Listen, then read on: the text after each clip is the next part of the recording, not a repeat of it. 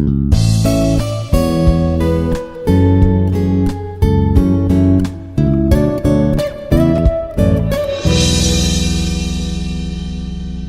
is Dr. Shankaraiah from Department of Physics.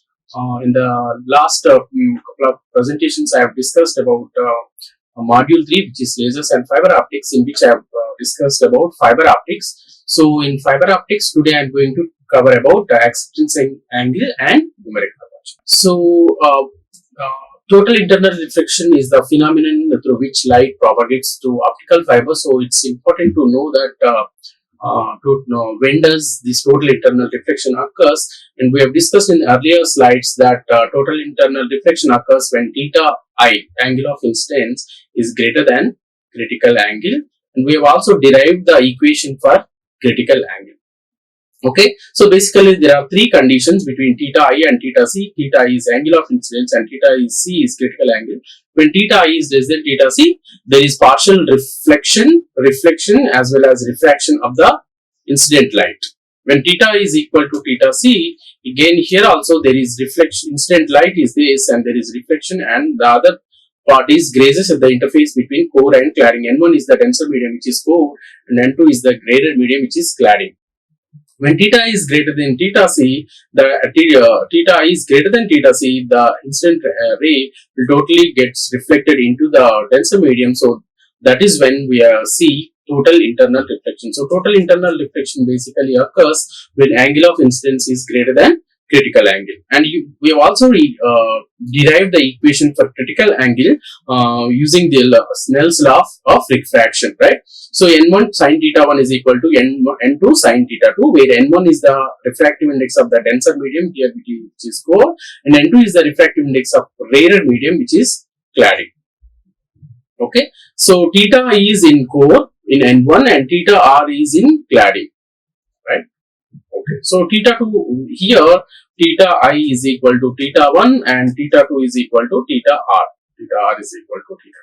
Okay, so that is why I have written the Snell's law. N1 sin theta 1 is equal to N2 sin theta 2. So if we use this condition, theta 1 is equal to theta C, then if theta 1 is equal to theta C, this is exactly equal to the angle of incidence is exactly equal to critical angle. Then if you look at the theta R or theta 2, which is angle of refraction, that is 90 degrees. So using these, we substituting these conditions in Snell's law, theta 1 is theta C. So N1 sin theta C is equal to N2 sin theta 2 is 90 degrees. So sin 90 is 1. So what we are going to get? We are going to get here N1 sin theta C is equal to N2.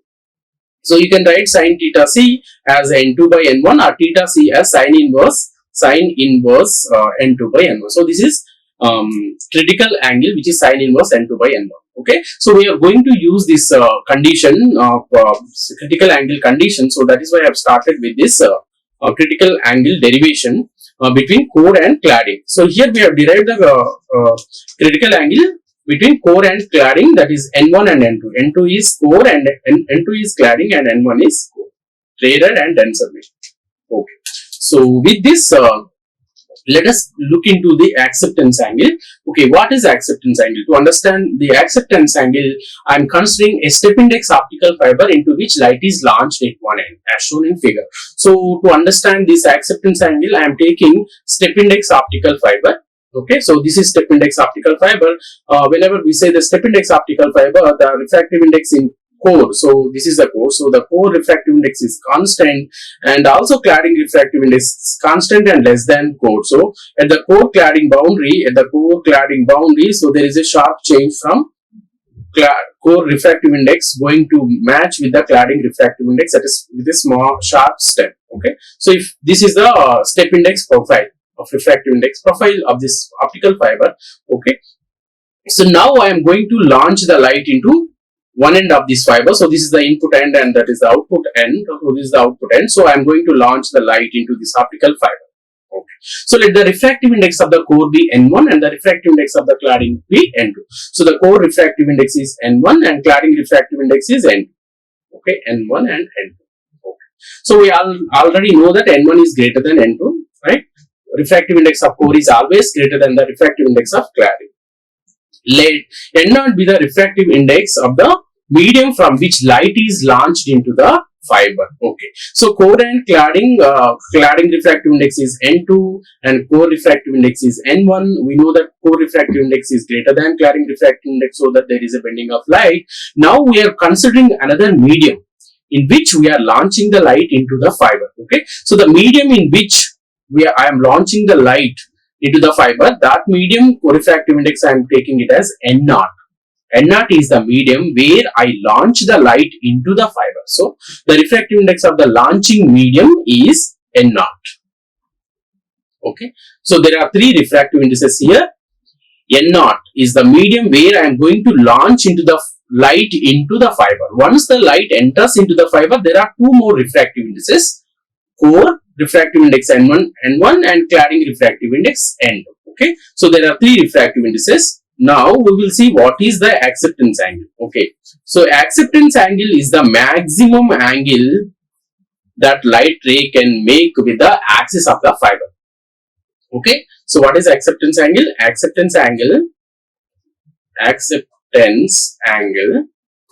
is the maximum angle that light ray can make with the axis of the fiber or fiber axis. Okay.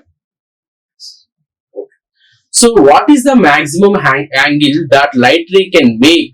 What is the maximum angle that light ray can make with the axis of the fiber, so that once the light is launched into the fiber, the light should undergo total internal reflection? That is all we want.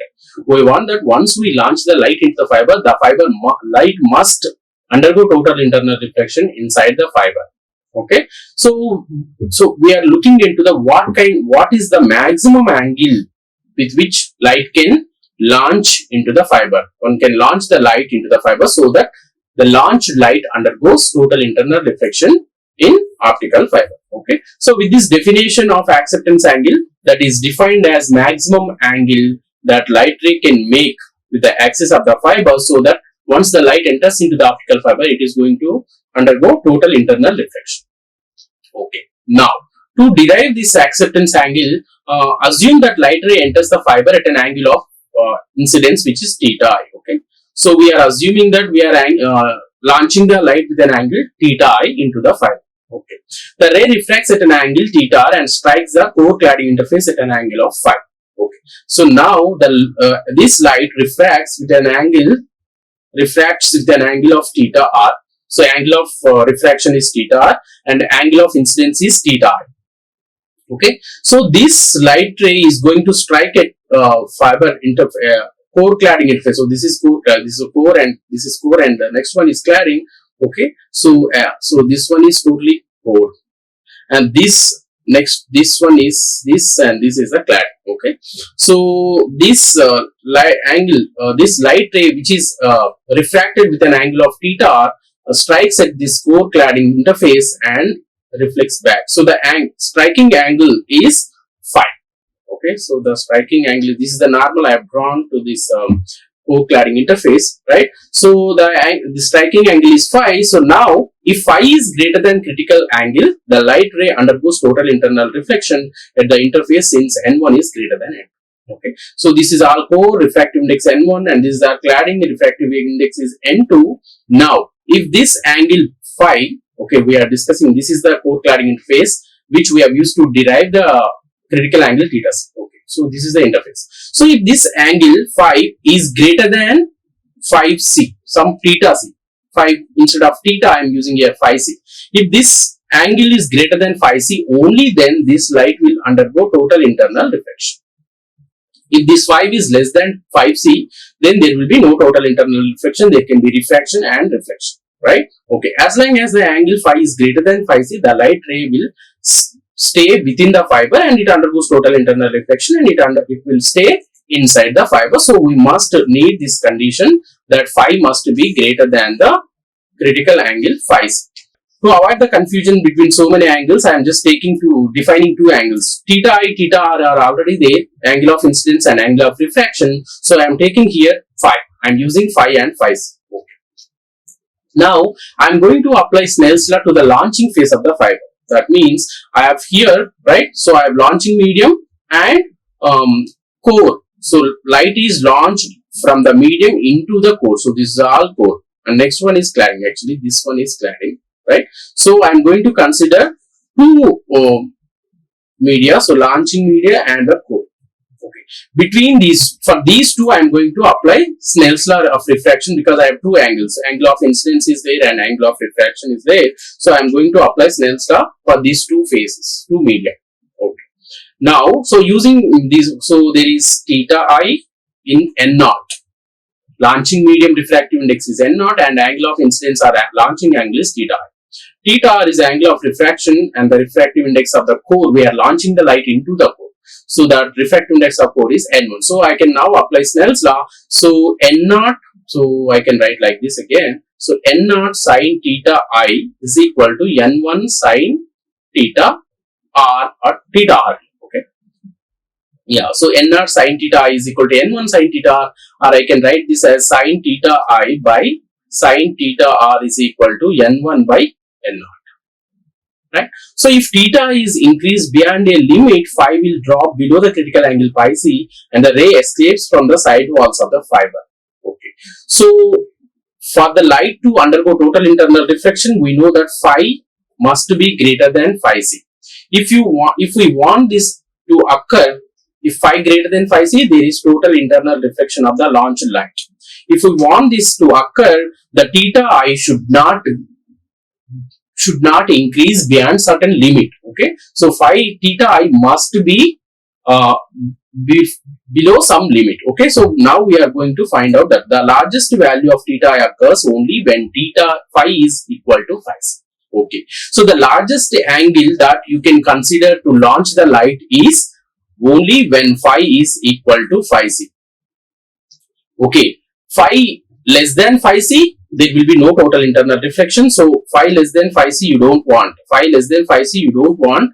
So you do not want to launch the light with an angle that gives phi less than phi c, because you see here the incident angle can, if you taking small angle or more angle, then there will be a change in phi, right? So phi must be equal to phi c, or phi can be greater than phi c, but it should not be less than phi c. If phi is less than phi c, if you are launching the light with an angle that is more than some limit, then phi will be going down phi c and there will be no total internal reflection. So to avoid this, what we are doing, we are taking the maximum angle with which light can be launched so that this condition of phi equal to phi c is satisfied. If this is satisfied, then there will be no refraction and reflection, there will be only total internal reflection, right? Very okay. Now let us see, we are going to create a limit, limit on this theta I so that this condition of phi equal to phi c is satisfied. Okay. From the triangle ABC, okay, so this is the triangle. ABC is the triangle. So from this triangle, sine of, we want to get sine theta r. Sine theta r you can write in terms of phi plus theta r must be equal to 90. So phi plus theta r must be equal to 90, or you can write phi is equal to 90 minus theta r, or theta r is equal to, okay, so you can write this. So we are going to use this condition from this triangle, okay, because yeah, so 90 is here, 90 is here, right? So yeah, phi plus theta r is 90. So from this triangle ABC, sine theta, you can write sine theta is equal to opposite side by hypotenuse, right? So opposite side by hypotenuse, you can write r, you can directly use sine theta r. Okay, sine, let me write it clearly here. So theta r plus 5 is equal to 90 degrees here because of the right angle triangle. And now theta r, I want to calculate sine theta r. Okay, sine theta r. So sine theta r is equal to theta r, I can write 90 minus 5 from this. Theta r is 90 minus 5. So sine theta r is equal to sine 90 minus 5. Right. So sine 90 minus 5 is cos 5. Sine 90 minus 5 is cos 5. So using this triangle, I have calculated sine theta r. Okay, and I found out that this sine theta r is equal to cos 5. How did I calculate this sine theta, or how did I get converted sine theta into cos phi? Using this equation, theta r plus phi must be equal to 90 degrees. This is right angle triangle, and using this condition, you can write phi as 90, theta r as 90 minus phi, then sine theta r will be cos phi. Okay, now I am substituting this equation 2 into equation 1. So what is equation 1? Equation 1 is the Snell's law of launching zone and core. Okay, so that is sine theta I is equal to n1 by n0 sine theta r. We have this equation, right? So sine theta I is equal to n1 by n0 into sine theta r. Now sine theta r is nothing but cos theta, cos phi. Sorry, sine theta r is replaced by now cos phi, but we want the angle, maximum angle, only when phi must be equal to phi. So phi equal to phi. So now this equation I can write sine theta I is equal to n1 by n0 cos phi, but this phi must be equal to phi c, so that there is total internal reflection. So I am going to find the maximum angle. So phi I am taking as 5c. Okay, so sine phi, yeah, so this is cos sine theta is equal to n1 by n0 into cos phi c, but we already know, we have already derived in the beginning. If you remember, we have already derived here. We have already derived sine theta c is equal to n2 by n1, right? Sine theta c is equal to n2 by n1, right? Here we have phi. Okay, so this is Snell's law applied to the launching zone and core. Okay, let me make it clear. Okay, so this is applied. So we got sine theta is equal to n1 by n0 cos phi c. So this is applied, Snell's law applied to n0 with a applied to launching zone with refractive index n0 and angle of incident theta I, and core with an angle refractive index n1 and refractive theta, angle of refraction is theta. So this is how we got sine theta is equal to n1 by n0 cos phi by applying Snell's law to the launching phase and core. Now you can apply again Snell's law. Okay, apply Snell's law to core and cladding. Okay, to apply Snell's law to core and cladding. So core is having refractive index n1 and there is an angle of 5. You have to now consider 5i here, and you can apply you can take cladding refractive index n2 and there is 5r. Again here you have to take 5i and 5r, so that right. So if you take this as 5i, there can be 5r. So find out 5r. So n1 5i, n2 5r. Okay, so by applying Snell's law to the core and cladding medium, you will immediately find out this sine 5c is equal to, right? So I can write down easily now here. So n1 sine 5i is equal to n2 sine 5r. Okay, so now I want to take this can be used by using the condition of this. Yeah, so theta 5i is equal to 5c. Then when 5i is equal to 5c, 5r will be, it should be 90 degrees. So substituting this here, n1 sine 5c is equal to n2 sine 90, and sine 90 is 1. So sine 5c is equal to n2 by n. So we have derived this sine 5c is equal to n2 by n1 by applying Snell's law to the core and cladding. First we have applied Snell's law to the launching zone and core. We have got sine theta is equal to n1 by n0 into cos phi c. Then again next time, second time we have applied Snell's law to the core. This is core and this is cladding. We applied core and cladding. By applying Snell's law to core and cladding, again we have calculated, we found out that sine phi c is equal to n2 by n0. Okay, so using this sine phi c, I can calculate cos phi c. Okay, so cos square pi, right? So let me write here, cos square pi is equal to 1 minus sine square pi. Okay, so 1 minus sine square pi. Okay, 1 minus sine pi is what? Sine pi is n2 by n1, so that is n2 square by n1 square. This is cos square pi, but I want cos pi. So cos pi is equal to square root 1 minus n2 square by n1 square.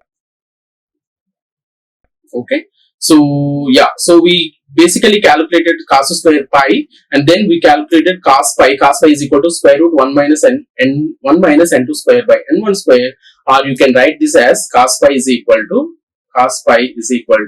square root n1 square minus n2 square by n1 square, right? Okay. Let us substitute this in the equation here. Sin theta is equal to n1 by n0 cos pi c. Okay. So we calculated cos pi c so that we can substitute this in this equation. Okay. So cos pi is equal to square root n1 square minus n2 square by n1 square. So if I substitute here, okay, let me do it. Okay, let me write it here. Or I already have in the next slide. Okay. So sin theta I. So sin theta I equal to n1 by n0 square root cos pi c. Actually, it is cos pi c, but cos pi c I know square root 1 minus n2 square by n1 square, or this I can, sorry, n2 square by n1 square, or I can write this square root as n1 square minus n2 square by n1 square minus n2 square by this square root I can take outside, or if I put this n1 square inside square root n1 square is nothing but n1, right? So I can cancel this and this. What I'll get is square root n1 square minus n2 square by n. So that is sin theta pi. Okay. So we got sin theta pi as square root n1 square minus n2 square by n. Okay. Let us go to the next slide and write sin theta I as theta is, that is the maximum launching angle with light can be launched into the optical fiber. So maximum launching angles, we find sin theta is equal to square root n1 square minus n2 square by n0. So n0 is the refractive index of launching zone, n1, n2 are refractive index of core and cladding. Okay. So now we got, so we have done this. Finally, we got this. Sin theta is equal to square root n1 square minus n2 square by n0. So theta is the maximum launching angle. That light ray can undergo total internal reflection inside the fiber. If you are going to take the launching zone as the launching medium as A, so then n0 will be 1. So then it will become n1 square minus n2 square. Sin theta is n1 square minus n2 square. Theta I or theta A, you can write maximum acceptance angle theta A is equal to sine inverse. That will be a sine inverse square root n1 square minus n2 square. Okay, so this is the acceptance angle derivation. We applied Snell's law 2 times to launching zone and core first time, and second time is core and cladding, and from which we derived this maximum acceptance angle theta A sine inverse square root n1 square minus n2 square.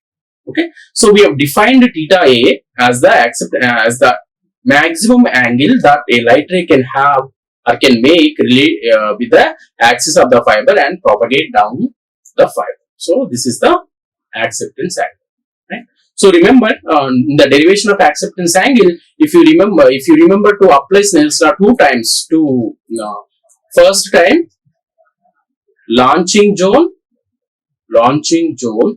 with the refractive index n0 and angle of incidence theta I, and core with the refractive index n1 and the angle of refraction theta. So this is the first time you apply Snell's law. You write down and get an angle theta I, and then second law you again apply Snell's law to core with refractive index n1 and 5i, and cladding with a refractive index n2 and 5. So from applying Snell's law 2 times to these 2 zones, you will easily find out the acceptance angle, which is defined as the maximum angle that light ray can make with the axis of the fiber, so that light ray undergoes total internal reflection inside the fiber. Okay. So we have defined the acceptance angle and we have derived it using Snell's law of refraction. Okay. So thus only those rays that are incident on the face of the fiber making angles less than theta A will undergo repeated total internal reflection and reach the other end of the fiber. If theta I is greater than theta A, there will be no total internal reflection. So we have taken the condition that the maximum angle, we have used the condition of maximum angle, and we find out theta A is the maximum. If the launching angle is even greater than theta A, then there will be no total internal reflection. Larger acceptance angles make it easier to launch the light into the fiber. Light incident at an angle beyond theta A. If theta I is greater than theta A, there will be no total internal reflection. So that is what I was talking about. If theta I is less than theta A, there will be total internal reflection less than or equal to. If theta is greater than theta A, there will be no total internal reflection and the light energy will be lost because there will be a refraction of the light into the cladding and hence there is a loss of light. Okay. Now, so we have taken at one point, we have calculated launching at along one point and we have calculated theta. Now rotating the acceptance angle about the axis. We have taken one. So you can launch the light at different directions. Okay. So by rotating the acceptance angle about the axis, it describes the acceptance cone of the fiber. Okay. So this is the acceptance cone of the fiber.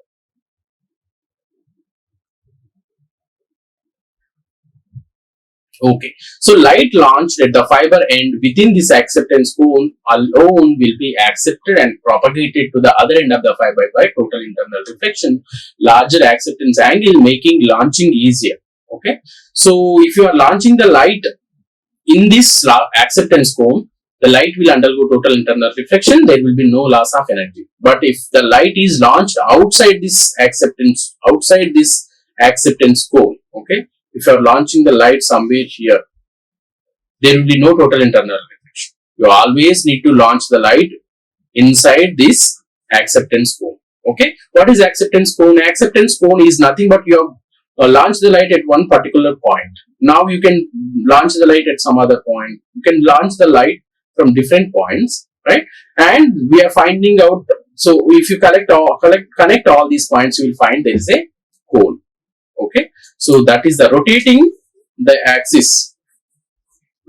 acceptance angle about the fiber axis, you will get this acceptance cone.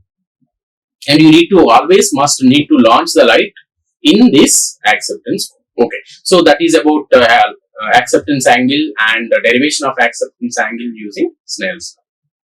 Right. So now next is numerical aperture. So the main function of optical fiber is to accept and transmit as much light from the source as possible. So that is the main function of the optical fiber is whatever information, audio or video, whatever information we are giving in the form of light, the optical fiber must gather all the light and send it, transfer it at the other end or deliver it at the output end. Right, as much as light it should gather and deliver at the output end. So the light gathering ability of optical fiber depends on two factors, namely core size and numerical aperture. Okay. The acceptance angle and the fractional refractive index change determine the numerical aperture of the fiber. So numerical aperture is basically depending on fractional refractive index change. Right. Acceptance angle and the fractional refractive index change determine the numerical aperture. So basically numerical aperture is depending on acceptance angle as well as delta. Delta is nothing but the fractional refractive index. Okay. So if you want more refractive index, that will depend on acceptance angle as well as fractional refractive index. So let us see how numerical aperture is depending on acceptance angle and fractional refractive index. Okay. So you can mathematically define numerical aperture as sine of acceptance angle, right? We have calculated acceptance angle theta A as sine inverse square root n1 square minus n2 square by n0. But if I take a launching zone as A, n0 is equal to 1, so I can remove this n0 in denominator. So acceptance angle theta A sine inverse square root n1 square minus n2 square. Now, substituting this theta A in this equation, sine of sine inverse square root n1 square minus n2 square. So, sine of sine inverse is 1. We know that. Sine of sine inverse x is equal to 1 or x, sorry, here it is x. Right. So, sine of sine inverse square root, that is actually square root n1 square minus n2 square. Okay. So, numerical aperture is defined as sine of theta A, but theta A is sine inverse square root n1 square minus n2 square. Sine of sine inverse will go, we will get only x, whatever we are remaining in the place of x, that is square root n1 square minus n2 square. So we derived numerical aperture as square root n1 square minus n2 square. So n1 is refractive index of core and n2 square is refractive index of cladding. So that is the reason why in the earlier slide we mentioned that numerical aperture depends on acceptance angle as well as fractional refractive index. So we have seen here clearly that numerical aperture depends on acceptance angle. So let us see how does it depend on fractional refractive index. Okay, so now I am going to write this numerical aperture in terms of fractional refractive index. Okay, so NA is defined as square root n1 square minus n2 square. So I am just writing n1 square minus n2 square. It is a square minus, it is like in the form of a square minus b square. So I am writing this as a minus b into a plus b. So a is n1 and b is n2. So n1 minus n2 into n1 plus n2, right? So I can write this n1 plus n2, or I can multiply with n1 and multiply and divide by 2n1. Okay. So I am multiplying and dividing by 2n1. So 2n1 I have multiplied, I have divided by 2n1. So I have taken 2 for n1 minus n2 by 2, and I have taken n1 in the place of n1 plus n2 by n1. Now, so approximating this n1 plus n2 by 2 as n1. So refractive index of core is always maximum. So refractive index of core plus cladding divided by the refractive index of core. So that is so let me rewrite this. So here it should be n1 and here it should be 2, right? So n1 plus n2 by 2 is roughly equal to n1. So that is what I am taking. So when I approximate this by n1, approximating this whole term by n1, so then what I'll get is I have here already 2n1 and there is another n1 is coming. So 2n1 is already there, and from this whole term I am getting another n1. And there is this n1 minus n2 by n1. Okay, so there is one more term n1 minus n2 by n1. Okay, so 2n1 square, I have numerical aperture is equal to square root n1 square minus n2 square. So if I substitute all this, so that will be, this is all inside square root. So square root 2n1 square.